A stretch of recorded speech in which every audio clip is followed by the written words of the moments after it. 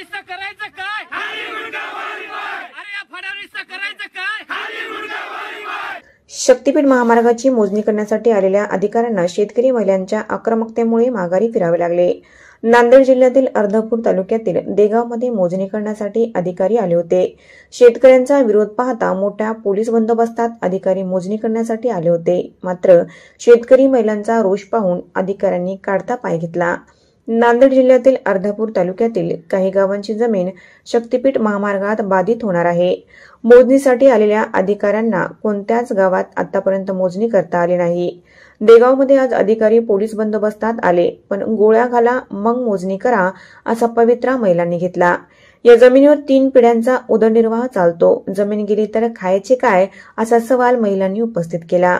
लाडक्या बहिणीचे 1,500 परत घ्या, पण जमीन देणार नाही अशी प्रतिक्रिया शेतकरी महिलांनी व्यक्त केली। त्याबद्दल आम्ही आलेलो आहोत आणि तुमच्या घोषणावरून असं दिसतं की तुमचा विरोध आहे, त्याबद्दल तुम्ही आम्हाला म्हणून मांडा, आम्ही ते शासन दरबारी मांडू। विरोध कसं म्हणजे सर, आम्हाला आधी जमीन उलू आम्ही काय खायचं? आज आमचं 3 पिढ्याचं एका एकरावर चले, उद्या ते गेल्यावर आम्हाला कोण काय देणार? आमच्या लेकराला आज बायका कोणी देणे झाली ते उद्या कोण देणार आहे? सांगा की आम्ही काय खायचं? आमच्या लेकरा बाळांना कसं जगायचं? आम्ही रोज मंजुरी खुरपून खालो, उद्या आमच्या सुनावाळी लोकांच्या खुरपा जातात। सांगा की तुम्ही आम्हाला रोड मान्य नाही, आम्हाला पैशाचं घेणं देणं नाही। आम्हाला किती पैसा दिला तर आम्हाला पैसा नकोच, आम्हाला पाहिजे।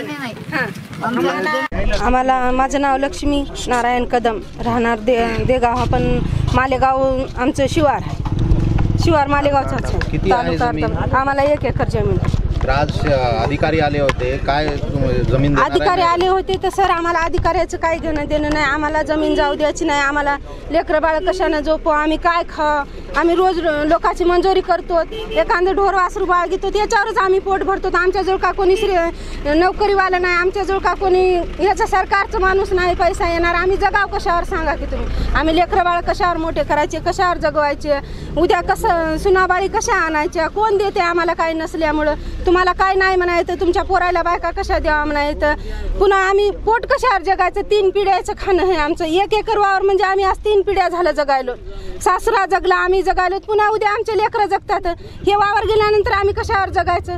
तुम्ही शासनाचे लोक आम्हाला फुकट जगीता काय? जगीत नाहीत।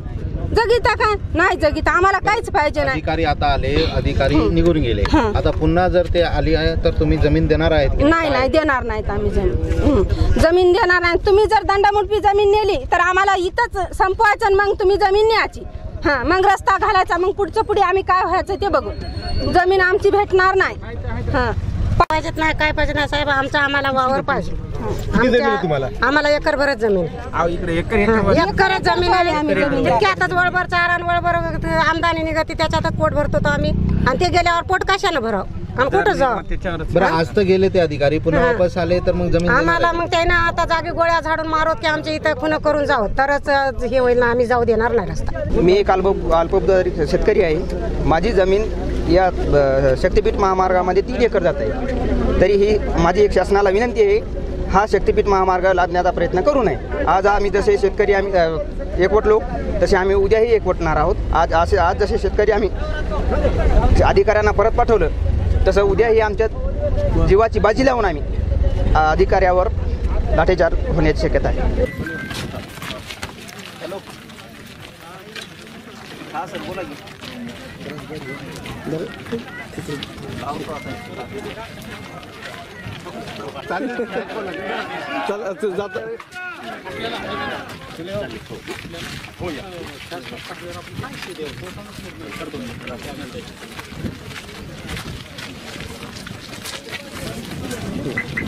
मोबाईल थोडंसं